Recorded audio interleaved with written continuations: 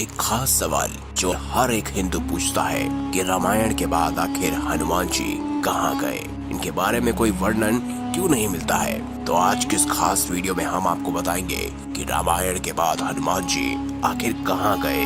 आप देख रहे हैं द भक्ति। अगर अभी तक आपने हमारे चैनल को सब्सक्राइब नहीं किया तो सब्सक्राइब अवश्य कीजिए और बेल आइकन जरूर दबाएं। आज भी जब हिंदू बातों में सबसे ज्यादा शक्तिशाली योद्धाओं का नाम लिया जाता है तो सबसे पहले हनुमान जी का नाम लिया जाता है। उनकी अपार शक्तियों की कोई सीमा नहीं थी। रामायण में भी हनुमान जी ने अपनी शक्ति और भक्ति का बखान किया था। हनुमान भगवान शिव का रुद्र अवतार थे और रामायण में भी उन्होंने अपनी भक्ति और शक्ति को अपने उच्चतम स्तर तक नहीं पहुंचाया, नहीं तो स्थिति में लंका का विनाश होना तय था। हनुमान जी को अमरत्व का वरदान प्राप्त था और वो कलयुग के अंत तक इस दुनिया में विराजमान रहेंगे।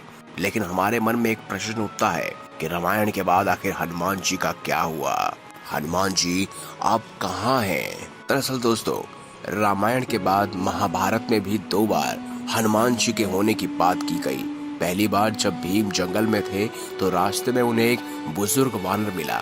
भीम ने उसे अपने रास्ते से हटने से कहा, लेकिन उस वानर ने कहा कि तुम हटा दो तो मैं हट जाऊंगा। भीम ने अपनी पूरी शक्ति लगा दी, लेकिन वह उस वानर को हिला नहीं सके और तभी भीम समझ गए कि ये कोई साधारण वानर नहीं है। फिर भीम की मांग पर उस वानर ने अपना असली रूप दिखाया और वह थे हनुमान जी, और इस तरह उन्होंने भीम का घमंड चकनाचूर किया।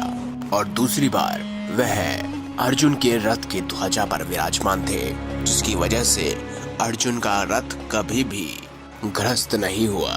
जब अंत में हनुमान जी अपने असली रूप में आए और वहां से चले गए, उसके बाद कुछ क्षणों में अर्जुन का रथ युद्ध में राख बन गया। तब श्री कृष्ण ने अर्जुन को बताया कि वह हनुमान जी थे, जिनकी वजह से रथ युद्ध में नष्ट नहीं हुआ, क्योंकि इतनी विशंसक अस्त्र किसी भी चीज को नष्ट कर सकते हैं।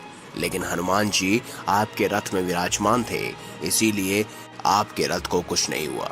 इसके बाद दुनिया में कई हिस्सों में हनुमान जी को देखे जाने की बातें आपने सुनी होंगी, जैसे चीन, इंडोनेशिया, कंबोडिया में भी हनुमान जी के अलग अलग नामों से हनुमान जी की कहानियां सुनाई जाती हैं। अफ्रीका से लेकर अमेरिका तक शक्तिशाली वानर होने की बातें कहते हैं। 14वीं सदी में ऋषि माधवाचार्य ने भी हनुमान जी के साक्षात भेंट होने की बात की थी और 17वीं सदी में तुलसीदास ने भी माना था कि हनुमान जी ने उन्हें रामायण का हिंदी अनुवाद करने को कहा है। इसके बाद से लोगों ने हनुमान जी को देखा, कई लोगों ने उनके किस्से भी सुनाए और कई लोगों ने दावा भी किया कि उन्होंने हनुमान जी के साथ एक पूरा दिन व्यतीत किया है। हर किसी का यही कहना था कि हनुमान जी आज भी वहां पर जाते हैं जहां पर सच्चे मन से श्री राम नाम लिया जाता है। श्रीलंका में उनके पैरों के निशानों को आज भी उनका स्वरूप माना जाता है। हनुमान जी ने वरदान से अमरत्व को हासिल किया और वह कलयुग के अंत तक इस दुनिया में विराजमान रहेंगे। खैर, ये बात अभी किसी को नहीं पता कि हनुमान जी इस समय कहाँ मौजूद होंगे, लेकिन वह इस धरती पर ही मौजूद है। अगर आपको वीडियो अच्छी लगी हो तो वीडियो लाइक करें, हमारे चैनल को सब्सक्राइब करें और इसे ज्यादा से ज्यादा शेयर अवश्य करें। धन्यवाद।